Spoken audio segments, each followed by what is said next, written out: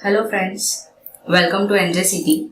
We are learning social science of 10th standard, and in the previous video we have started with new chapter, that is chapter number 5, India's Heritage of Science and Technology.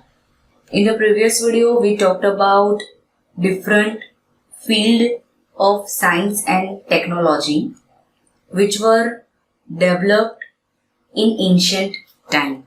We have seen that our great sages have made outstanding contribution in field of metallurgy, medicine, chemistry, surgery, mathematics, astronomy, astrology, vastusastra, physics, etc.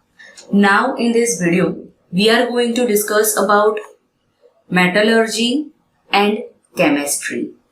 First of all, what do you mean by metallurgy? It is one branch of science and technology. It mainly concerns with the properties of metal and their production and purification.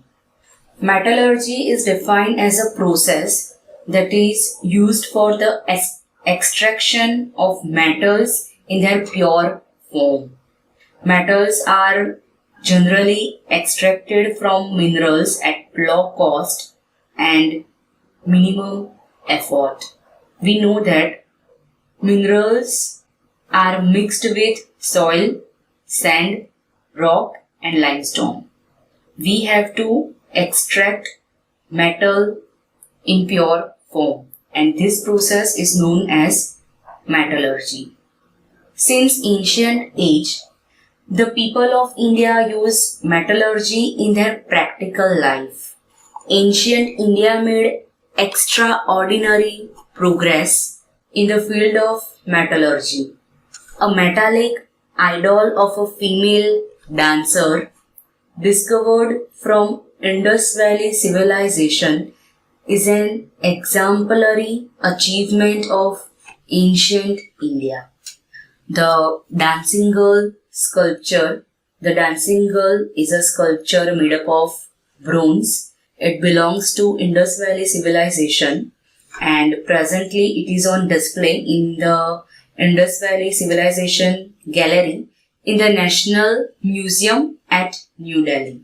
Later, statue of Buddha belonging to the Kushan period have been found at Takshashila in South India. During the Chola period, numerous metal idols were made. The statue of Nataraja, a masterpiece in sculpture, is famous all over the world and it is preserved in a museum at Chennai. So here you can see the statue of Lord Buddha and here you can see the statue of Nataraja. Nataraja is a depiction of the Hindu god Shiva as the divine dancer and his dance is called Tandava. Another well-known metal idol, Ram the Archer, can be seen in the museum. Artistic statues of god, goddesses, birds and animals and betel nut cutters are considered to be the best example of metallic art. All of them have important place in the history of India. India has played the biggest role in metallurgy. Even India was the first country to develop production of zinc. We talked about that in the previous video. Some of the early iron objects found in India are dated to 14th century. Spikes, knives, bowls, spoons, chisels, door fittings have been discovered from several archaeological sites.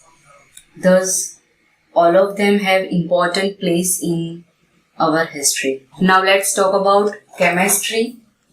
Chemistry is the branch of science that deals with the properties, composition and structure of elements and compounds how they can change, and when they change, how the energy is released or absorbed. So chemistry is an experimental science. This science is very useful for various minerals, plants, seeds for agriculture, making of various metals, or to bring changes in them. It is also useful for making medicine.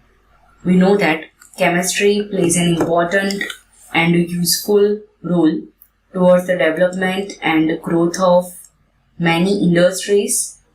For example, glass, cement, paper, textile, dye, etc.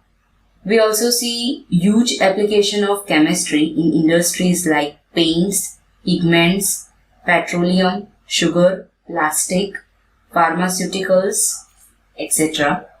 Acharya Nagarjuna, a learned Buddhist of Nalanda University, is known as Acharya in the field of chemistry. He had written books like Ras Ratnakar and Arogya Manjari. Ras Ratnakar deals with preparation of mercury compound. It gives a survey of status of metallurgy and alchemy in the land. Extraction of metals such as silver, gold, copper from their ores, and that purification were also mentioned in the book. Acharya Nagarjuna advocated the use of allopathy along with herbal medicines. It is believed that the use of mercury ash as a medicine was initiated by him. Nalanda University had its own school of chemistry and furnace for study and research. The description of main rus, uparus, 10 types of poisons, as well as various types of salts and ash of minerals is seen in the chemistry. So, the copper statue of Buddha reflect an expert knowledge and skill in the field of chemistry. The copper statue of Buddha, discovered from Sultanganj in Bhagalpur district of Bihar, is 7.5 feet high and weighs 1 ton. The statue of Buddha at Nalanda is 18 feet high. An exquisite example of Vijay's thumb of 24 feet high iron pillar, which weighs 7 tons, built by Chandragupta II. In spite of nature's fury over centuries, the pillar has not yet corroded. This is the best example of alchemical lore of India. So, we know about copper statue of Buddha and Vijay's thumb. After many centuries, they have not yet corroded. And this is the best example of alchemical lore of India. So, you can understand that.